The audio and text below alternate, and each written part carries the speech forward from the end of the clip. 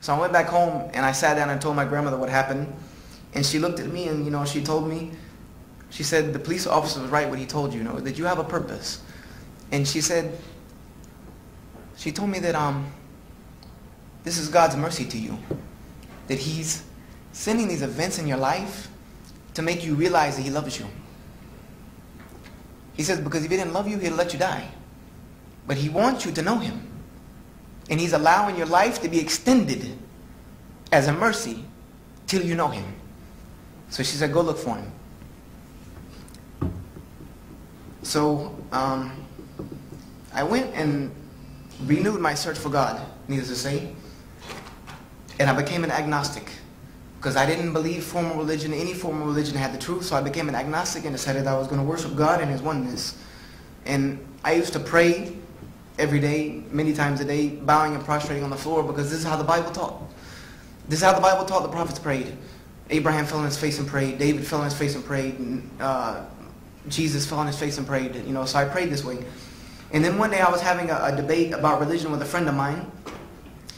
And a mutual friend of ours, whom we knew through his business, happened to show up at that time and, told me that he was Muslim. At that point, he just decided to reveal that he was Muslim and asked me to come to Juma. And we knew him through his business, and it was this very business that did not allow me to realize until that time, and I had known him for almost a year, that he was Muslim, because I was not able to realize that he was a Muslim and a part-time drug dealer. Those two things from the book I read, I didn't think that was part of the job description. So, and he was African American, and I thought Muslims were Arab. So that threw me off, and then he explained to me, no, what kind of foolishness do you listen to? All the lingo, what are you, crazy? And he said, you need to come to Juma. He was like, I'm not a good enough Muslim to tell you about Islam, because I don't live it, apparently. And he said, but if you come to the mosque, there'll be people there who can help you. So I said, okay. I said, what is Juma? He said, it's Friday service, just like church on Sunday. There's just no chairs. I said, oh, okay. I said, I like church. No chairs, fine. No big problem with me. I sat on the floor all the time. I was a Boy Scout. I said, no problem. So I hyped myself up to go to this Juma because all I knew about Muslims was this thing I read in the book. So number one, I was very scared to see that there were not many windows in the mosque. That was the first thing that scared me. The second thing that scared me was, and this might be shocking to you, that I lived across the street from this mosque all my life.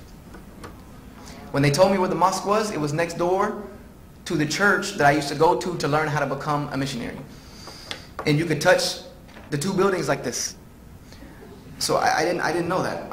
That was scary, to know that all these Muslims lived across the street from me all my life. So I went to Juma and sat down. And if I'm getting long-winded, somebody please stop me. I'm almost at the end, maybe 5-10 minutes. I sat down, and the person who gives the sermon got up. He's called a khatib in Arabic, which means, just a talker. And he started his sermon. His sermon was, Inna alhamdulillah nahmaduhu wa nasta'inuhu. And I said, oh my God. I said, he's talking about me. Because I was the only non-Muslim there. And I was the only person sitting away from everyone else. I said, he's talking about me. I'm in big trouble. I said, this guy, this drug dealer guy has set me up. Because I didn't see him. He wasn't there. I said, he must be their messenger to bring the non-Muslims. So, or the Americans, I thought about it. Because there wasn't many Americans there either. It was mostly an Egyptian and Syrian and Jordanian, mosque. So they were all Arabs, most of them Arabs. And the ones that weren't Arabs, they were fair skins. I didn't know the difference. So, I started shaking. I said, okay, you're a martial artist. You can take a couple of them. You take a couple of them, you find the exit. So that only lasted about 30 seconds. He made it to English, and then he started translating what he recited in Arabic. And the translation was, all praise belongs to God, alone. We praise Him, we worship Him, we seek His help, and we ask for His forgiveness. And that began to ease my heart a little bit. I said, okay, you know, okay, calm down just a little bit. You're okay. And so I started to ease down in my seat a little bit, or my position on the floor. So, you know, then, you know, he would make it through some. And then every time, like every 5 minutes, he would go back to Arabic, and then I would get scared again, thinking, you know, now he's talking about me. But then he would translate it, and it would be so beautiful. You know, what he would say would be so beautiful, words like I had never heard before, ever. And I had understood, from knowing a little bit of Hebrew, I understood a little bit of it, you know, a little bit, because Hebrew and Arabic are not too far apart. Ancient Hebrew and and Arabic, even in what's called Fusha, in ancient Arabic, are not very far apart. They're both ancient Semitic languages which have same roots.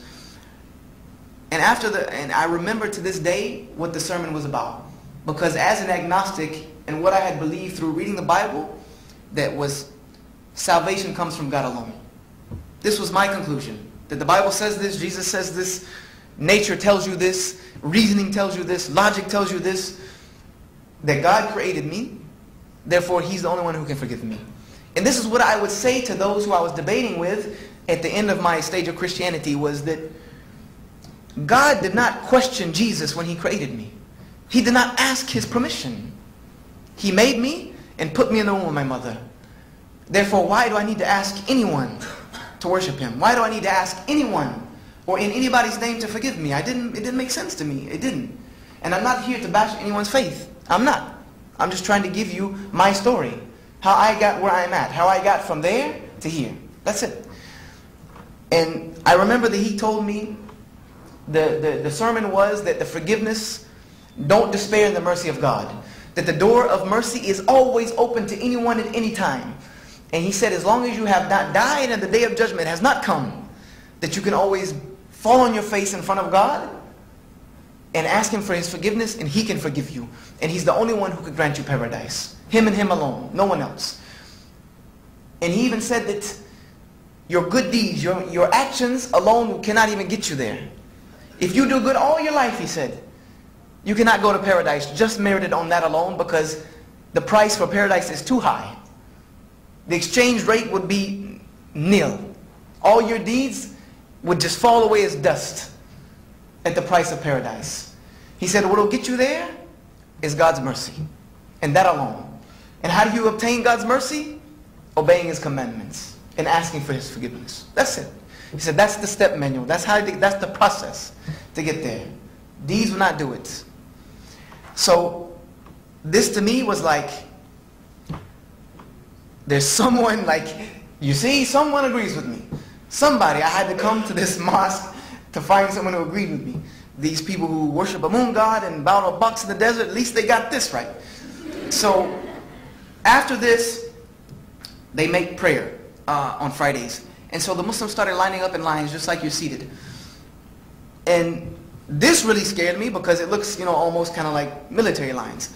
And I said, now they're coming to get me. You know, they've gotten their little thing out of the way. And now it's time to get the good deeds, you know, go get the American guy.